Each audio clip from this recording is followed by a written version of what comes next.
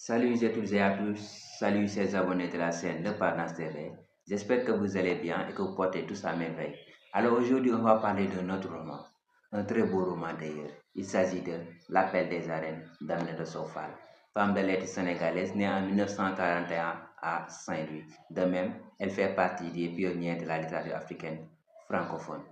Maintenant, quant à son roman, avant d'entrer dans le résumé de l'histoire en tant que tel, il serait pertinent de parler de la narration, dans la mesure où elle n'est pas linéaire. En effet, on note des analepses et ces analepses se manifestent par des retours fréquents en arrière pour donner des détails et des informations complémentaires.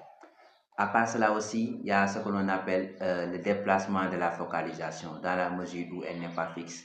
Tantôt, nous avons une voix fictive ou bien la troisième personne du singulier qui narre les événements.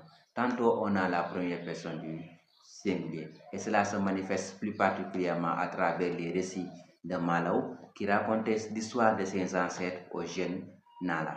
Maintenant, quant à l'histoire en tant que telle, ce roman met en chaîne un jeune écolier passionné de lutte qui malheureusement est incompris par ses parents.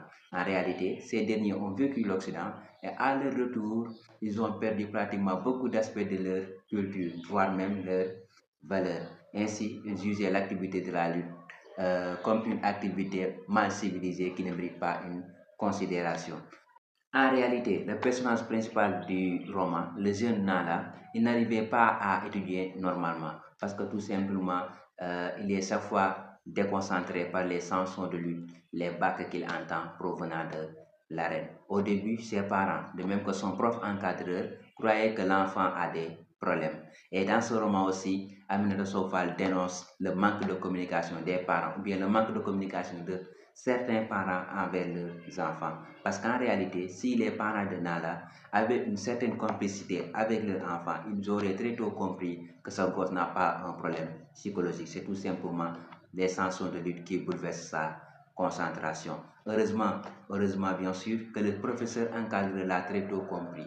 Et il est arrivé quelquefois qu'avant d'entamer son cours, il lui accordait quelque temps pour écouter des bacs ou bien des chansons de lutte. Et il a constaté que lorsqu'il faisait ça, l'enfant parvenait très tôt à comprendre les explications. Maintenant, les parents de Nala ne l'ont pas très tôt compris. Il a fallu qu'ils ont convoqué leur enfant à une réunion, je peux dire, une réunion de famille. Et c'est l'enfant a crassé, bien sûr, il a crassé sa passion de la lutte. Et ses parents ont eu l'impression de surmonter la grotte terrestre dans leurs épaules parce que tout simplement qu'ils sont surpris et ce sont en quelque sorte des Toubabioun comme on le dit parce qu'ils ont vécu l'Occident et à leur retour ils ont perdu beaucoup de leurs racines. Par exemple la maman Diatou, une villageoise qui s'est rendue à l'Occident lorsqu'il s'est marié avec Ndiogu, le père de Nala. À son retour, elle est devenue sage-femme mais elle s'habillait comme elle veut. Et les gens du village ne parvenaient pas à comprendre ses attitudes, de même que ses voisines. C'est au cours de l'histoire que l'enfant a croisé André qui lui a présenté l'un des plus grands champions de l'époque, notamment Malaw Lo. Et l'enfant a développé une certaine complicité avec ce lutteur et est même devenu, on peut dire, l'un de ses meilleurs amis. Parce qu'en réalité, Malaw l'a amené jusqu'à son féticheur. Et lorsqu'il livrait des combats, c'est au jeune Nala de s'occuper de l'aspect mystique.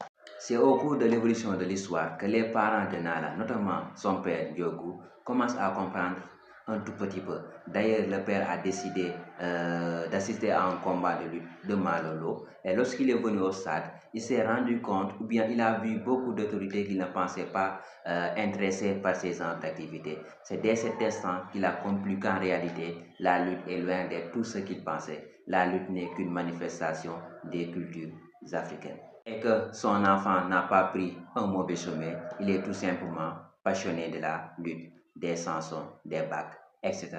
Alors, en résumé, telle est l'histoire du jeune Nala racontée dans L'Appel des arènes d'Aminata Sow Fall.